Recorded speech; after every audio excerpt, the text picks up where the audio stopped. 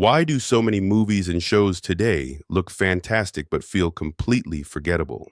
Because too many screenplays are written to be read, not performed. Just because a screenplay is enjoyable to read does not mean it will become an enjoyable movie. Reading a script and experiencing a movie are two different things. A screenplay can absolutely be a pleasurable read.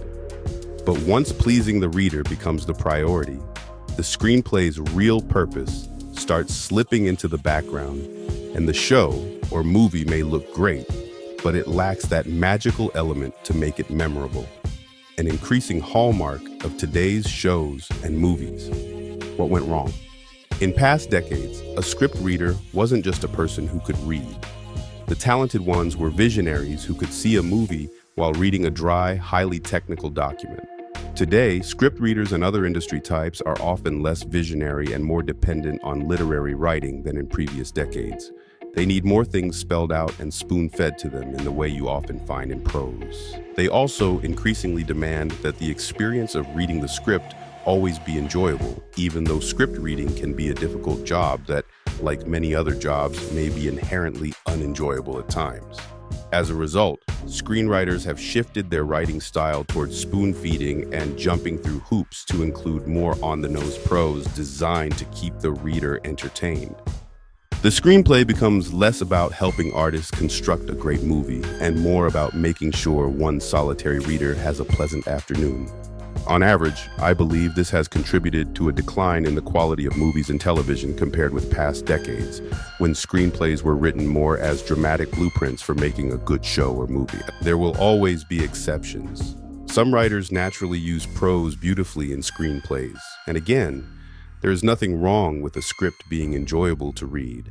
The problem begins when reader enjoyment becomes the measuring stick for whether the screenplay is working. By not spelling everything out, a screenplay leaves room for other artists to be inspired and reach heights the original writer may not have imagined. That quality was more prevalent in the past and is increasingly missing from today's shows and movies.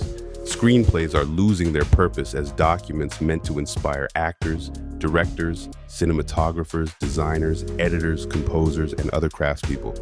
Instead, they are being shaped to entertain a reader who may lack the vision necessary to see the potential of a movie or television show written to be performed rather than simply read.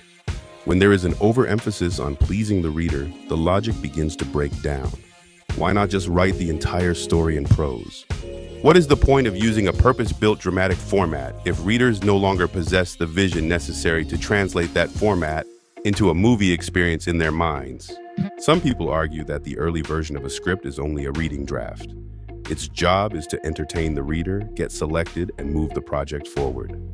Later, they say, the writer will transform it into a shooting draft that is more useful for production. That sounds logical in theory. In practice, production entities are trying to pay writers for fewer and fewer drafts. Producers are barely willing to pay for a second writing step, let alone an additional step devoted to turning a reader-focused script into an executable dramatic blueprint. And many producers may not even understand what is missing. They have become accustomed to judging scripts by how enjoyable they are to read. So if a writer later removes the entertaining but unfilmable prose and reshapes the script toward production, those same producers may ask why the writer took the fun out of it. They assume that because the script was fun to read, the finished movie will be fun to watch. That assumption is false. A pleasurable reading experience can be one quality of a good screenplay. It is not proof that the screenplay will produce a pleasurable viewing experience. Reading and watching are different experiences. More importantly, a movie is not simply watched into existence. It is performed, designed, photographed, recorded, edited, scored, and interpreted by many different artists. If the script is designed primarily around one reader's pleasure, the needs of all those other artists get pushed to the back. So the supposed transformation into a shooting draft may never adequately happen. The writers and producers continue asking, is this script fun to read? Throughout the rewriting process. Then the so-called shooting script becomes little more than the reader pleasure draft with scene numbers added. If no one is paying the writer to create the actual production-focused draft, then that work may never get done.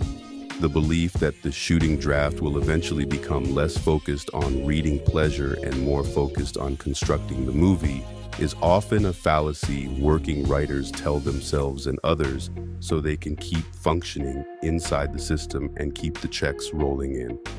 Reading and writing drama, when done correctly, are inherently different from reading and writing prose. The word drama comes from the Greek word dran, meaning to do or to act. In this case, to perform, not simply to read and enjoy. That may sound like a minor distinction, but it can create a world of difference in the resulting dramatic work. Take an actor as one example. When prose spells out the complete emotionality of a scene, the actor reads the prescribed emotion, understands it, and then attempts to replicate or convey what was written. But in a screenplay that is not dependent on reader-pleasing prose, the actor still gains an understanding of the character and the scene. The difference is that the emotional expression has not been completely spelled out in literary terms. The actor must go find the expression that embodies the emotion. The actor is inspired to discover something rather than simply being told what to convey. The difference in the resulting performance can be night and day. The less prose-heavy version may be less entertaining for the script reader, but it may be much better at inspiring a powerful performance from the actor. So what matters more to the success of the movie? The reader enjoying the experience of reading the script, or the actor being inspired toward a stronger performance? The actor is only one example. The same basic principle applies to every craftsperson who relies on the screenplay to do their work. Why compromise the quality of all those people's contributions by tailoring the script to please the least experienced and least skilled person in the entire process? Instead of pandering to script readers, let readers learn to deal with a difficult job. They may have to earn the money they are paid by combing through unpleasant reads while developing the ability to become visionaries who can recognize a good movie or show without having every experience spoon-fed to them on the page. After all, very few people get paid just to have a fun, enjoyable time. This episode is brought to you by Darius Loves. It's a short story available on Amazon and Spotify. Check it out and leave a review. Why this house been on the market so long? It might have certain spiritual energies. Spiritual what? Man, I'm out of here. Darius, give it a chance. I left something in the car. I want this house. I need this house. Darius Loves, a short story on Amazon, free with Kindle Unlimited.